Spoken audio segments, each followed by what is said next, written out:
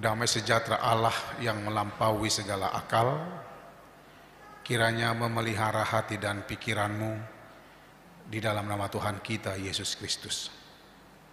Amin. Salam. Amanginang saudara-saudara yang dikasihi Tuhan Yesus. Firman Tuhan yang menjadi khotbah kita pada Minggu Eksaudi hari ini diambil dari kitab Mazmur pasal 17 ayat 1 sampai dengan ayat 6. Saya akan membacakan bagi kita semua, demikian firman Tuhan di dalamnya. Doa Daud.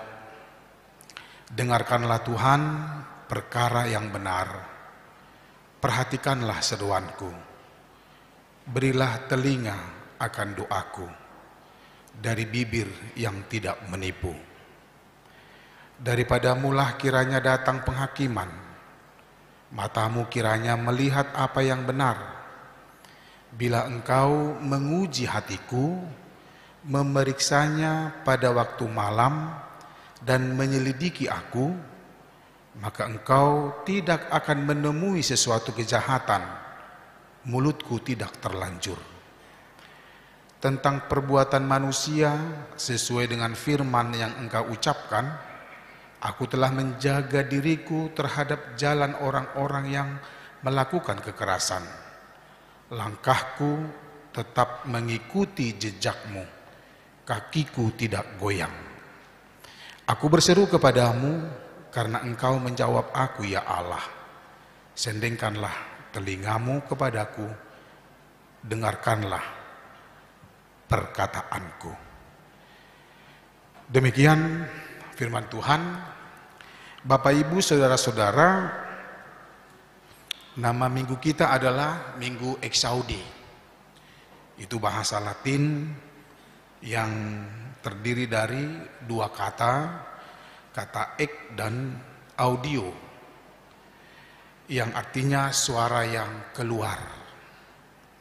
Kita tadi sudah mendengarkan perikop yang saya bacakan adalah sebuah untayan doa dari seorang yang bernama Daud, yang tidak asing lagi bagi kita.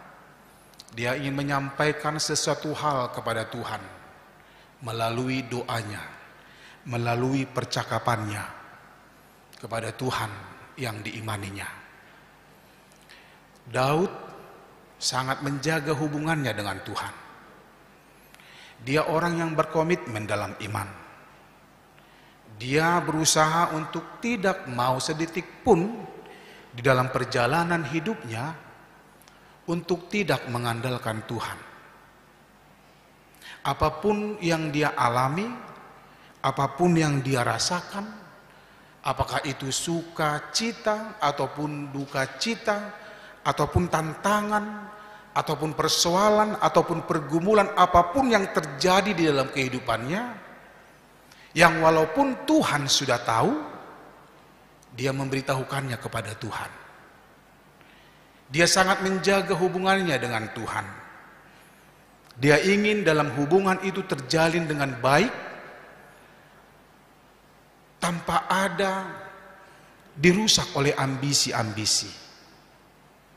Tidak ada kebohongan dalam hubungan mereka, hubungan Daud dengan Tuhan. Dia sangat setia kepada Tuhan. Walaupun pergumulannya berat, walaupun pergumulannya begitu hebat, sebagai orang beriman dan yang percaya kepada Tuhan, komitmen imannya tidak pernah terganggu, tidak pernah goyah. Itulah yang menarik dari cerita Daud, Amanginang. Itulah yang layak dan patut kita teladani dari cerita Daud. Walaupun sebenarnya Daud itu adalah manusia biasa. Dia sama seperti kita. Dia punya keinginan, dia punya kerinduan, dia punya cita-cita, dia punya harapan, dan dia ingin sesuatu yang membuat dirinya bahagia, yang membuat dirinya menjadi nyaman dan tenang. Tetapi kenyamanan atau kerinduan atau apapun yang menjadi keinginannya dia tetap berusaha untuk menjaga hubungannya dengan Tuhan. Ada talent yang diberikan Tuhan kepada dia, dan itu dia pakai sebagai media atau sarana dia ingin menyampaikan sesuatu kepada Tuhan. Itu sebabnya Mazmur begitu banyak ditulis oleh Daud. Dia pintar bermain musik, dia pintar dan punya talenta untuk melakukan atau menulis sastra dan juga menulis tentang lagu-laguan, nyanyi-nyanyian. Itu sebabnya ketika dia bernyanyi, ketika sesuatu ada yang mengganjal di dalam hidupnya, dia sampaikan kepada Tuhan dalam bentuk nyanyian. Itulah firman Tuhan hari ini. Amanginang saudara-saudara yang dikasihi Tuhan Yesus, sama seperti Daud kita juga demikian. Masing-masing kita punya pergumulan. Masing-masing kita punya persoalan. Ada kerinduan dan keinginan dalam hidup kita yang mungkin sampai saat ini belum tercapai. Ada persoalan yang tidak dimunculkan dalam diri kita, walaupun kadang kita sering memunculkan persoalan dalam kehidupan kita. Harus kita akui bahwa kita sering membuat kita sulit atau membuat kita susah, dan sumbernya kita sendiri. Tapi kali ini Daud berhadapan dengan orang-orang yang sangat tidak menyenangi dia, yang selalu memikirkan kejahatan terhadap dirinya, yang selalu merancang supaya Daud itu tidak seperti yang mereka lihat. Mereka berusaha untuk menjatuhkan Daud. Mungkin kita sama seperti Daud. Kadang ada orang yang tidak senang dengan kita. Ada orang yang tidak suka dengan keberadaan kita, dengan keberhasilan kita, dengan situasi yang ada pada saat ini dalam hidup kita. Ada orang tidak senang dengan kita. Bagaimana sikap kita terhadap mereka?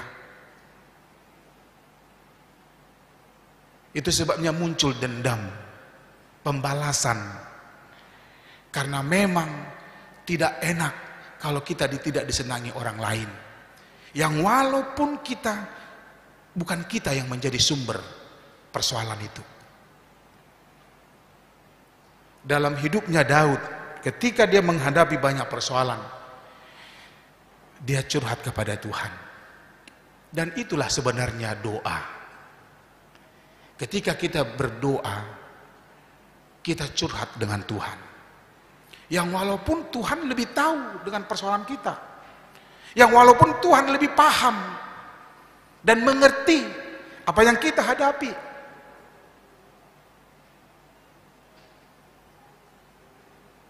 Tapi teman curhat sebagai orang beriman adalah Tuhan, yang walaupun kita butuh orang lain, tapi yang lebih utama dan yang terutama, ketika kita menghadapi banyak persoalan, apakah itu bersumber dari kita, apakah itu bersumber dari orang lain, Tuhan menjadi alamat percakapan kita, curahan hati kita.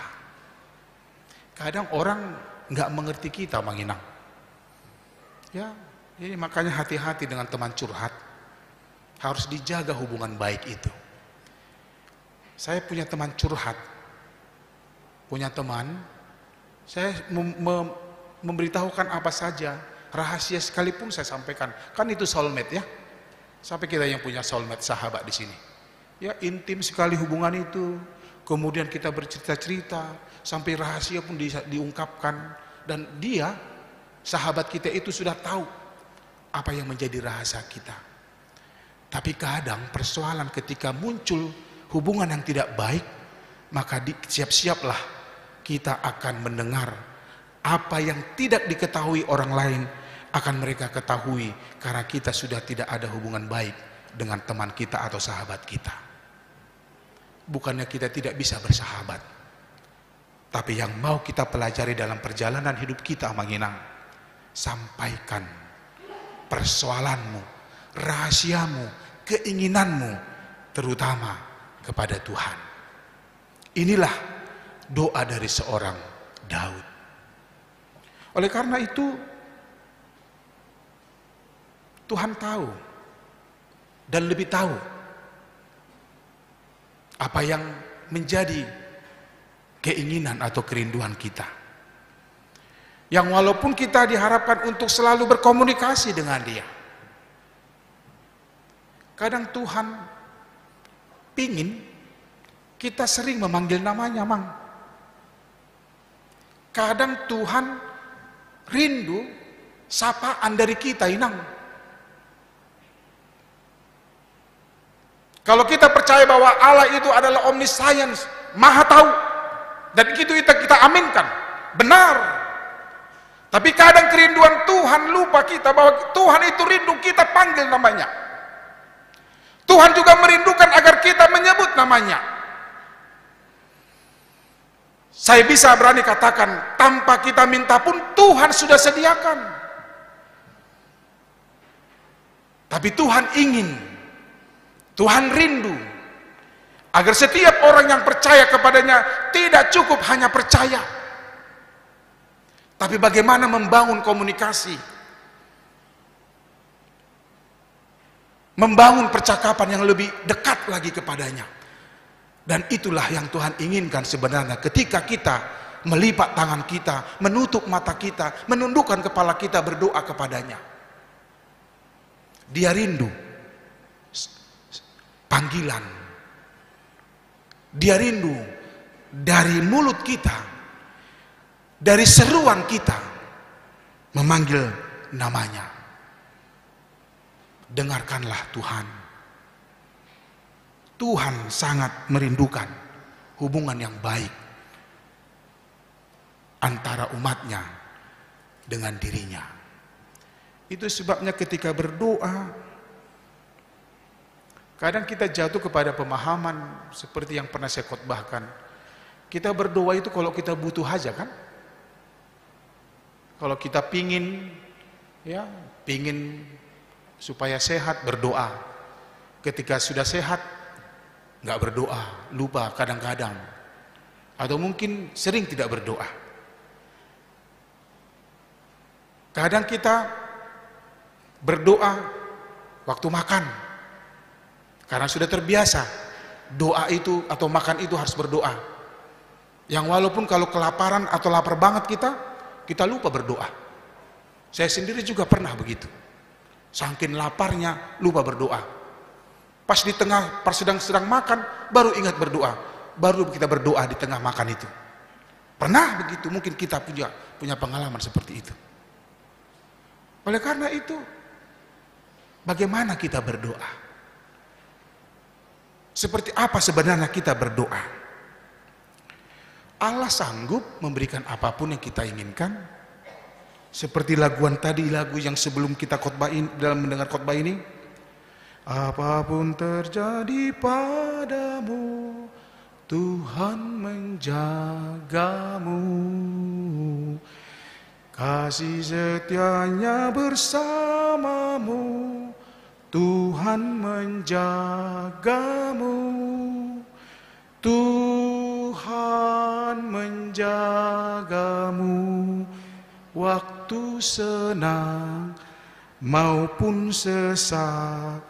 Tuhan bersamamu, Tuhan menjagamu. Apakah lagu itu kita aminkan, Amang? Apakah harus kita aminkan? Aminkan. Memang Tuhan selalu menjaga kita. Oleh karena itu ketika kita berdoa, bukan hanya sekedar menyampaikan kerinduan kita, bukan hanya memberitahukan kepada Tuhan, Tuhan aku ingin ini, tidak. Tuhan lebih tahu. Kadang kitanya aja mungkin tidak kenal dekat dengan Tuhan. Kita kurang mengenal Tuhan. Kalau kita mengharapkan dalam doa hanya sebatas permintaan, permohonan, saya harus katakan, saya juga punya pengalaman sama seperti Amang Inang. Tidak semua yang kita minta kepada Tuhan diberikan. Tidak semua, Mang. Kalau semua yang diberikan atau yang kita minta kepada Tuhan, maka manusia ini pun manja. Tuhan, biarlah rumah saya sebesar gereja HKBP Cibubur. Tuk, jadi. Sombonglah manusia itu. Tuhan, aku ingin motor gede. Wah, pek, jadi. Tuhan, aku ingin begini. Pek, jadi. Manja manusia itu. Tidak berpikir dia. Itu sebabnya ketika kita memohon kepada Tuhan, saya harus mengimani tidak semua yang kita minta itu diberikan Tuhan dalam bentuk yang di dalam pikiran kita, tapi Tuhan memberikan apa yang menjadi kebutuhan kita, dan Tuhan lebih tahu apa yang layak untuk kita terima dalam setiap permohonan kita. Tuhan lebih melihat atau lebih mengetahui apa yang pantas buat kita. Kita ditantang dengan khotbah ini, Amang Inang. Ya. Tapi katakan Tuhan mendengarkan doa kita, ya. Itu sebabnya dalam Eksaudi atau Minggu Eksaudi dikatakan, dengarlah Tuhan seruan yang kusampaikan. Dan dalam topik tadi dikatakan orang benar berseru, Tuhan menjawab. Tuhan menjawab, ya. Tuhan mendengar, ya. Tapi bagaimana ketika kita meminta sesuatu? Apakah semua yang kita minta diberikan Tuhan? Oh, tunggu dulu, Amang. Mungkin Tuhan lebih tahu apa yang pantas untuk kita.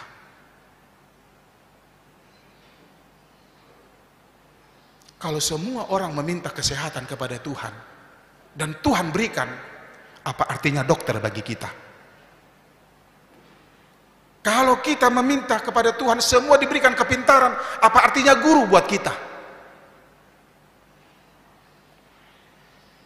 Tuhan berikanlah aku kesehatan, semua sehat, tutup rumah sakit, Amang. Kita nggak perlu buat sekolah anak kita sampai kedokteran, atau mungkin sekolah perawat, atau mungkin sekolah di kesehatan. Untuk apa? Tinggal minta doang sama Tuhan, berikan kesehatan, buk, jadi. Tuhan juga tidak mau yang instan. Oleh karena itu mari kita lihat bagaimana Daud berdoa ketika dia menghadapi tantangan. Dalam doa dibutuhkan iman. Ya, ada 3 hal yang harus kita perhatikan. Dalam setiap berdoa ada 3 hal yang harus kita perhatikan di dalam kerohanian kita. Yang pertama, harus beriman. Orang berimanlah yang selalu berdoa. Itu sebabnya Luther mengatakan bahwa doa itu seperti nafas kerohanian kita. Kalau sesekali bernafas, yang sakitlah itu. Kalau sering atau terus bernapas, itu sehat imannya. Itu sebabnya orang yang berimanlah yang berdoa. Siapa kita yang sering berdoa, yang selalu berdoa, berarti imannya bagus, sehat. Dan di dalam berdoa kita harus percaya, itulah iman. Yakinkah kita dengan doa kita? Itu sebabnya setiap doa kita akhiri amin. Aku percaya. Ya, kata Tuhan. Amin. Ya, sesungguhnya terjadi. Tetapi terjadi bukan kehendak kita, bukan seperti apa yang kita minta. Jadi perhatikan iman kita ketika kita berdoa.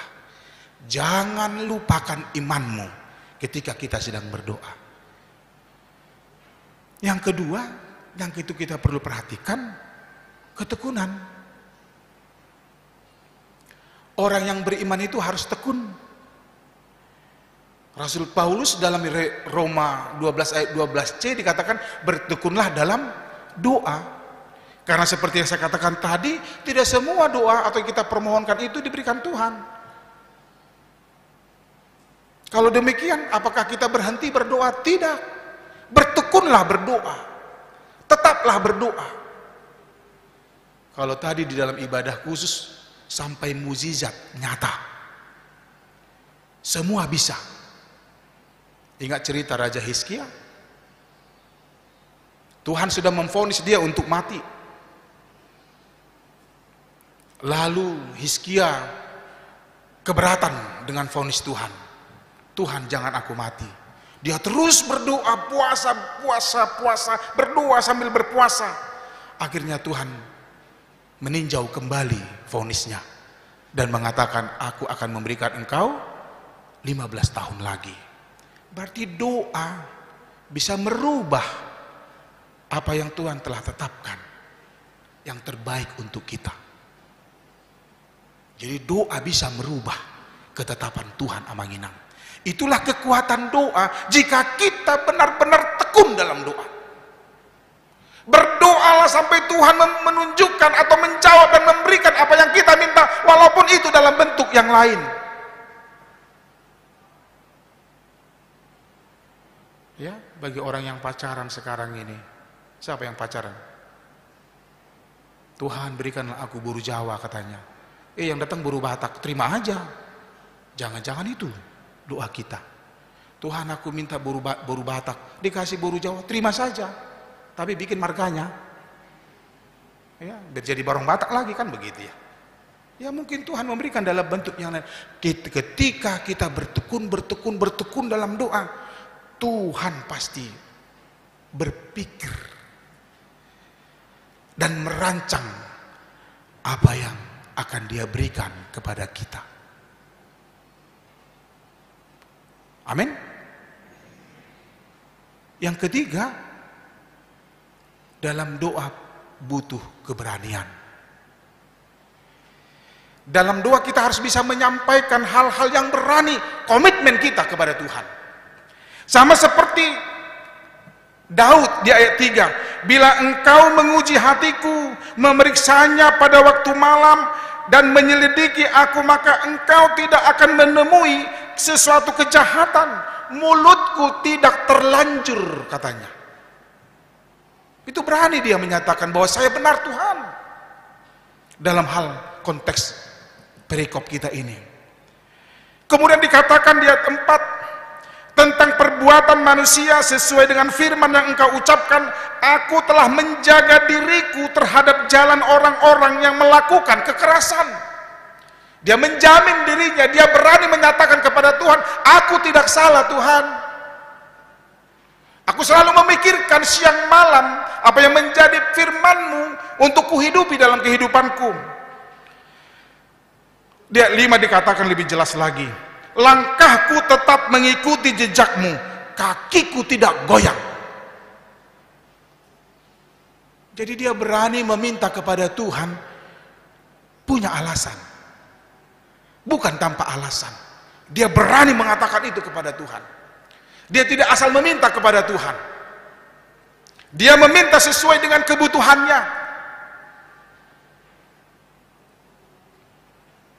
Karena dia yakin Tuhan lebih tahu apa yang menjadi kebutuhannya.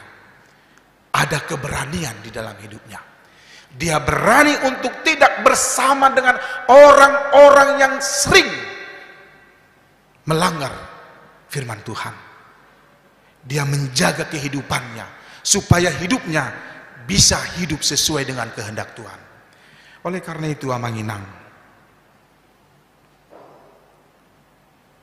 tetaplah berdoa dan yakinlah dalam doamu. Tetaplah berdoa dan yakinlah kepada doamu. Namun kita juga harus berani ketika kita meminta kepada Tuhan. Kalau Tuhan memberikan apa yang kita berikan kepada Tuhan. Ketika engkau atau kita meminta kepada Tuhan mungkin kepintaran, apa yang kita berikan kepada Tuhan ketika kita sudah diberikan kepintaran. Ketika kita minta kesehatan kepada Tuhan, apa yang mau kita berikan ketika kita sudah sehat dalam kehidupan kita. Oleh karena itu, belajarlah ketika kita berdoa, ada komitmen yang harus kita perhatikan dalam kehidupan kita. Jangan hanya berdoa kebiasaan, tapi dalam doa, dalam percakapan kepada Tuhan, perbaikilah hubungan kita dengan Tuhan. Dan juga perbaikilah pengenalan Tuhan, pengenalan kita terhadap Tuhan, supaya kita setiap doa yang kita sampaikan, kita semakin mengenal Tuhan yang kita sembah. Kalau bahasa sederhana, tak kenal maka tak sayang. Jangan-jangan kita hanya berdoa, tapi kita tidak kenal dengan Tuhan. Kita hanya tahu tentang Tuhan, tapi kita tidak mengenal, kurang mengimani, kurang percaya dan kurang yakin kepada Tuhan. Oleh karena itu Amanginang, jika kita dalam kehidupan kerohanian kita selalu berdoa, yakinlah Tuhan mendengar doa-doa kita. Dan juga Tuhan pasti menjawab doa-doa kita. Jika kita punya iman, ada ketekunan, dan kita berani untuk membuat komitmen dalam kehidupan rohani kita. Tuhan memberkatimu. Kita berdoa. Bapa di surga, terima kasih Tuhan atas firman-Mu yang baru saja kami dengar. Ketika kami diingatkan dalam doa Daud, bukan berarti kami tidak mengerti tentang doa, tapi kadang kami kurang memahami akan doa. Sering kami memahami doa itu hanya sekedar permohonan, permintaan agar Tuhan mendengar dan memberikan apa yang kami mohonkan kepadamu. Lebih dari situ, doa adalah komunikasi, pembicaraan dengan Tuhan, tempat curahan hati kami, karena kami yakin bahwa Tuhan mendengar dan pasti menjawab doa-doa kami, walaupun kami kadang kurang memahami jawaban atas doa-doa kami. Kami sering memaksakan kehendak kami, padahal kami lupa kehendak mula yang jadi. Oleh karena itu Tuhan ajari kami ketika berdoa, menerima apa yang Tuhan berikan bagi kami. Ajari kami supaya kami selalu sabar, menanti, menunggu, tekun dalam doa, memohonkan setiap apa yang kami mohonkan. Jikapun kami memohonkan sesuatu kepada Tuhan, ya Bapa, berikan kami hikmat agar kami mengetahui apa yang layak kami minta kepadamu. Berkati kami, berikan kesehatan bagi kami, sertai kami dalam menjalani hari-hari ini. Mampukan kami untuk bisa lebih berhikmat lagi, lebih bijak lagi, untuk melakukan sesuatu yang Tuhan kehendaki dalam kehidupan kami. Engkau tahu kelemahan kami Tuhan, kekurangan kami, ketidakberdayaan kami. Tapi kami yakin dalam ketidakberdayaan, kelemahan, kekurangan kami, Tuhan selalu menyertai kami, Tuhan selalu menjaga kami. Oleh karena itu Tuhan, jangan lepaskan kami. Berikan Roh Kudus kepada kami. Terima kasih Tuhan, hapuskan dosa kami. Karena Yesus Kristus, kami telah berdoa dan mengucap syukur. Amin.